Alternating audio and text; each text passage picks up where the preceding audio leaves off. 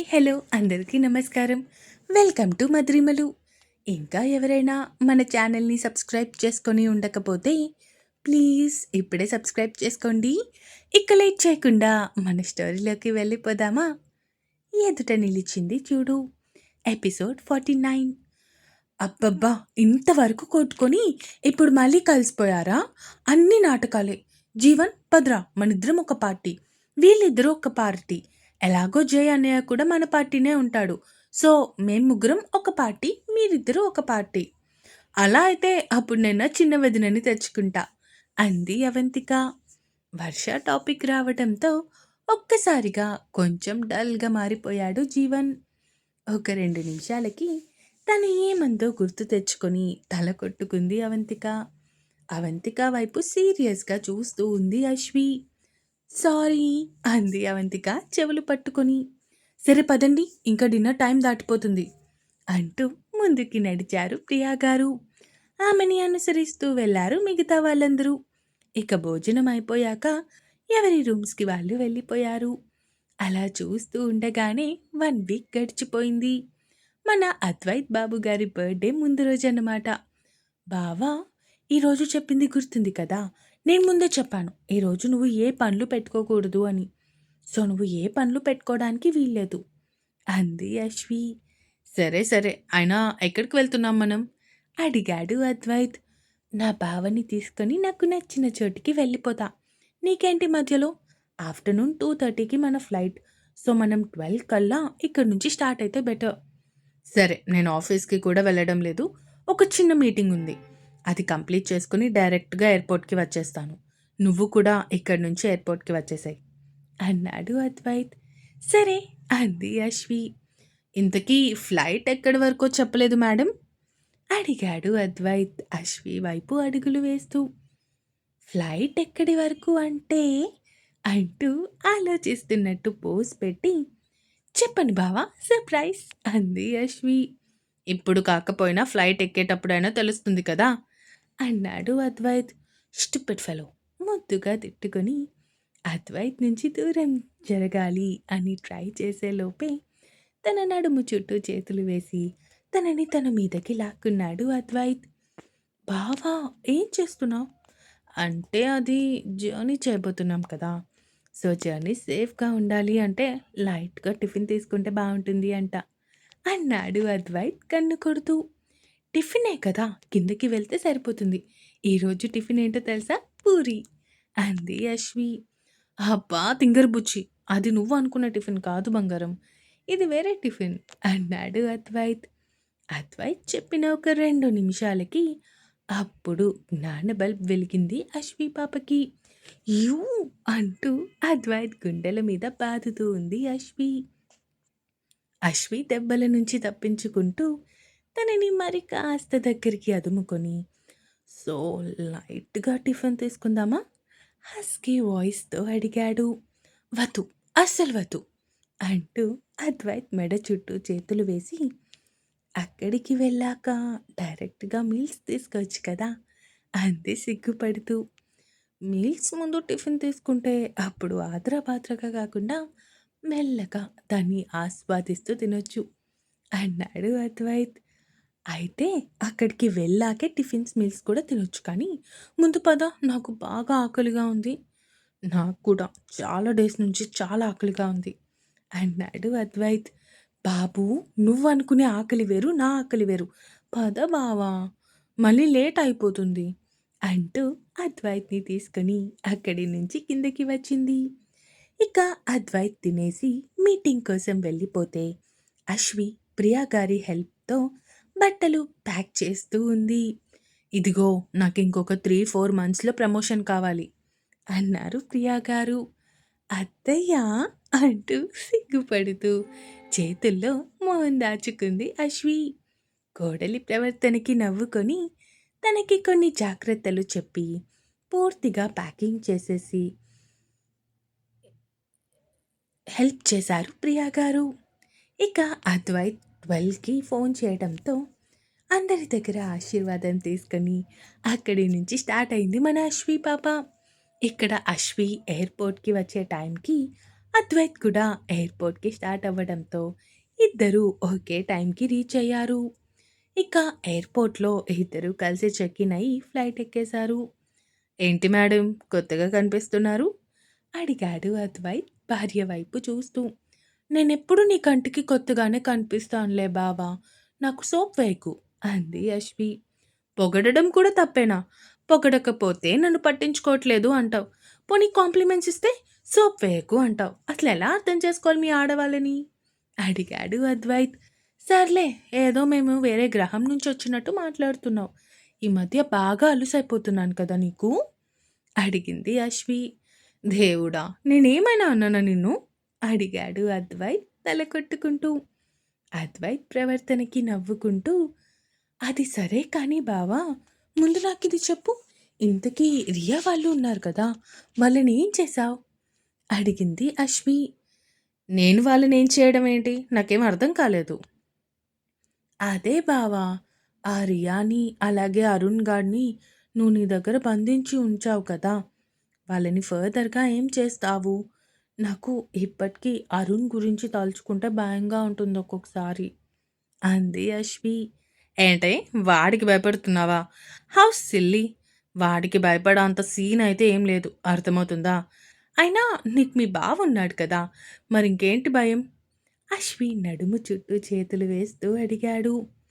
"బాబు అద్వైత్ కృష్ణ చౌదరి గారు, ఇది ఫ్లైట్. ఇక్కడ తమరు, తమరి ధర్మపత్నితో పాటు కొన్ని వందల మంది ప్రయాణిస్తూ ఉన్నారు. కాబట్టి కొంచెం లిమిట్స్‌లో ఉంటే బావుంటుంది." "ఇప్పుడు కాదే, అక్కడికి వెళ్ళాక చెప్తాను ఈ పని. నైట్‌కి చుక్కలే" అన్నాడు అద్వైత్ హస్కీగా.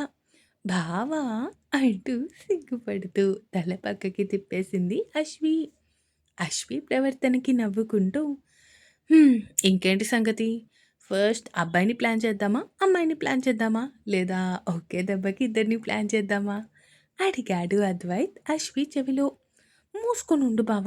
ఇద్దరిని అంట. అసలు మాటలెలా వస్తాయి నీకు?" అడిగింది అశ్వి సిగ్గుపడుతూ. "అంటే మరి ప్రెజెంట్ అయితే మాటల వరకే కదా! చేతలకి ఇంకా టైం ఉంది కదా! సో, అప్పటి వరకు అమ్మాయి గారిని మాటలతోనే ఉక్కిరిబిక్కిరి చేయాలి" అన్నాడు అద్వైత్ కొంటెగా. "ఇదిగో నువ్విలాగే మాట్లాడితే నేను వెళ్ళి ఇంకో సీట్‌లో కూర్చుంటా. అయితే అప్పుడు ఫ్లైట్‌లోనే ముద్దు పెట్టాల్సొస్తుంది. ఏంటి బెదిరిస్తున్నావా? నీ బెదిరింపులు నా దగ్గర చెల్లవు" అంది అశ్వి. "సరే చూద్దాం. ముద్దు పెడితే అమ్మాయి గారు ఏం చేస్తారు?" "బావ మనం ఏమైనా ఉంటే తర్వాత చూసుకుందాం" అంటూ ఉండగానే చుట్టూ ఒకసారి చూశాడు అద్వైత్. అది బిజినెస్ క్లాస్ కావడంతో ఎవరి పనుల్లో వాళ్ళు ఫుల్‌గా మునిగిపోయారు. అండ్ చాలా మటుకు సీట్స్ కూడా ఖాళీగా ఉండటంతో పక్కకి తిరిగి మాట్లాడుతున్న అశ్వి పెదాలను అందుకున్నాడు. ఊహించని ఈ చర్యకి ఒక్కసారిగా షాక్ అయింది అశ్వి. అశ్వి వైపు చూసి కన్ను కొట్టాడు అద్వైత్ కూడా. అశ్వి భయంగా అద్వైత్ వైపు చూస్తూ ఉంటే ఒక 10 క్షణాల తర్వాత తనని వదిలి దూరం జరిగాడు. "బావా నువ్వు చాలా నాటి తెలుసా?" అంది అశ్వి సిగ్గుపడుతూ. "సో, అమ్మాయి గారు ఏమిస్తారు?" అడిగాడు అద్వైత్ టీజింగ్‌గా. అశ్వి తన బ్యాగ్‌లో నుంచి ఒక 5 స్టార్ చాక్లెట్ తీసి అద్వైత్ చేతిలో పెడుతూ, "హ్మ్. ఇంత రిస్క్ చేసినందుకు చాక్లెట్" అంది నవ్వు ఆపుకుంటూ. ఆ చాక్లెట్ చూసిన అద్వైత్‌కి మాత్రం బుర్ర గిర్రున తిరిగింది. "ఏంటి చాక్లెటా? నేనేమైనా చిన్న పిల్లాడిని అనుకుంటున్నావా? మరి నేనిస్తాను అన్నాను కానీ ఏమిస్తానో చెప్పలేదు కదా బావా! నువ్వింత కష్టప నువ్వు ఇంత కష్టపడ్డావు కదా! అందుకే నీకోసమే ఈ చాక్లెట్" అంది నవ్వు ఆపుకుంటూ. "నిన్ను" అంటూ అశ్వి చెవి మెలితిప్పాడు అద్వైత్.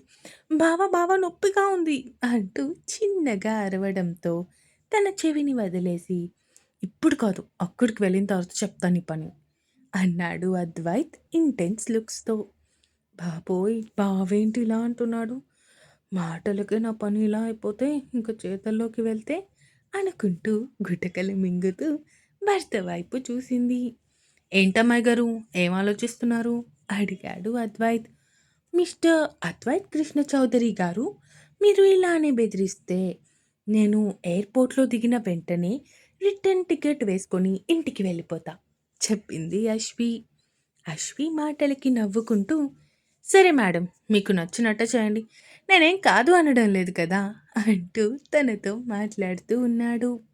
ఇటు జీవన్కి పిచ్చి లేస్తుంది వర్షాన్ని చూడకపోవడం వల్ల. అయినా నేనేమైనా దాన్ని వాడుకుని వదిలేస్తాను అని చెప్పానా? లేదంటే మోసం చేసేలా ఏమైనా మాట్లాడానా? పెళ్లి చేసుకుంటా, నిన్ను బాగా చూసుకుంటా అనే కదా చెప్పాను. అది కూడా అర్థం చేసుకోకపోతే ఎలా? అనుకుంటూ ఆలోచిస్తూ ఉన్నాడు.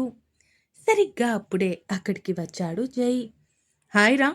అంటూ జీవన్ క్యాబిన్ డోర్ ఓపెన్ చేసుకొని లోపలికి వచ్చాడు జై. హాయ్ బావా! అంటూ జీవన్ని పలకరించాడు జైని. ఏం చేస్తున్నావు? ఏం లేదు ఊరికే అన్నాడు జీవన్. అయితే పద బయటకు వెళ్దాం. కానీ ఎక్కడికి బావా? నీ చెల్లి నా చెల్లి ఉన్న దగ్గరికి అంటే అవంతిక ఆఫీస్కి అన్నాడు జై. నువ్వెళ్ళు బావా నేను రాలేను. మూసుకొని పద అంటూ జీవన్ని తీసుకొని అక్కడి నుంచి వెళ్ళాడు జై. ఇక అవంతిక ఆఫీస్ రావడంతో లోపలికి వెళ్ళారు ఇద్దరు. అవంతిక క్యాబిన్లో తనకి ఏదో వర్క్ చెప్తూ ఉంది వర్ష. హాయ్ అవంతిక, హాయ్ వర్ష నవ్వుతూ ఇద్దరిని పలకరించాడు జై. హాయ్ జై సార్, ఎలా ఉన్నారు? చిన్న చిరునవ్వుతో పలకరించింది వర్ష. నేను బాగున్నాను వర్ష. అది నేను అవంతికతో కొంచెం పర్సనల్గా మాట్లాడాలి. మీరిద్దరూ బయట ఉంటారా? అడిగాడు జై. ఈ మాత్రం దానికి జై బావ నన్నెందుకు తీసుకొని రావడం? అనుకుంటూ బయటికి వచ్చాడు జీవన్. జీవన్ వెనకే వచ్చింది వర్ష కూడా. ఏంటి బాబు మా అన్నయ్యని వేసుకొని వచ్చావు? అది కాకుండా పర్సనల్ అని చెప్పి మళ్ళీ ఇద్దరిని బయటకు పంపించేశావు? ఏం లేదు మనం ఏదో మాట్లాడుకుంటాం మధ్యలో వాళ్ళెందుకు అని బయటికి పంపించేశా అంతే అన్నాడు జై అవంతిక చేతిని తన చేతిలోకి తీసుకుంటూ. ఇది ఆఫీస్, కొంచెం మూసుకొని ప్రవర్తిస్తే బాగుంటుంది, లేదంటే చంపేస్తాను. బెదిరించవే, ఇలాగే బెదిరించు. నాకు నువ్వు కావాలి, తొందరగా పెళ్లి చేసుకుందాం. అరే నువ్వు ఇప్పుడిప్పుడే బిజినెస్ స్టార్ట్ చేసావు, కొంచెం గ్రోత్ రాని, అప్పుడు హ్యాపీగా మన మ్యాటర్ ఇంట్లో చెప్పేసి పెళ్లి చేసుకుందాం. హలో పాప, వాళ్ళకి ఆల్రెడీ తెలుసు. వాళ్ళకి తెలుసు, కానీ మనంతలా మనం వెళ్ళి మాకు ఇప్పుడు పెళ్లి చేయండి అని చెప్తే అదొక రకంగా ఉంటుంది కదా, అది నేను అనేది అంది అవంతిక. ఇక్కడ వీళ్ళ డిస్కషన్లో ఉండగానే బయట నుంచి లాగి పెట్టి కొట్టినట్టు గట్టిగా శబ్దం రావడంతో, ఓయ్ ఇదేంటి ఇలా సౌండ్ వచ్చింది? కొంపతీసి మీ అన్నయ్య గాని వర్షాన్ని కొట్టిందా ఏంటి? అడిగాడు జై. ముందు పద అంటూ ఇద్దరూ లేచి క్యాబిన్ డోర్ ఓపెన్ చేసి అక్కడ జరిగిన సీన్ చూసి ఒక్కసారిగా షాక్ అయ్యారు. ఇంకా ఉంది. ఈ ఎపిసోడ్ ఎలా అనిపించిందో కామెంట్స్ రూపంలో తెలియజేస్తారు అని కోరుకుంటున్నాను. అలాగే సబ్స్క్రైబ్ చేసుకోవడం మాత్రం మర్చిపోకండి. ఇక ఉంటాను. Bye bye.